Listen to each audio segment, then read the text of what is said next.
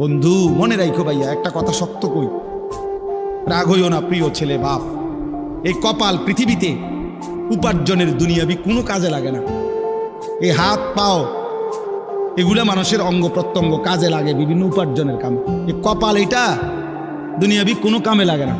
দেখ কোনো কাজের জন্য ওটা দিয়ে কোনো উপার্জনের কোনো কামে, দুনিয়ার কামাইয়ের কোনো কাজে এই কপালের এটুকু জায়গা ব্যবহার হয় না, এটা লাগে না আর কি। তাই এটা আল্লাহ তাআলা কেন বানাইছেন? খোদার কসম রব্বুল আলামিন এই কপাল শুধুই সেজদার জন্য বানাইছেন, শুধু সেজদার জন্য। এই জন্য যে কপাল সেজদা দেয় না, যে কপালে সেজদা নাই, তুই মানুষও না, মানুষের বাচ্চাও না। ইনসানের কোনো কাতারে সে পড়ে না, সে কোনো মানুষের কাতারে পড়ে না, ইনসানের কোনো কাতারে পড়ে না যার কপালে সেজদা। কারণ কপাল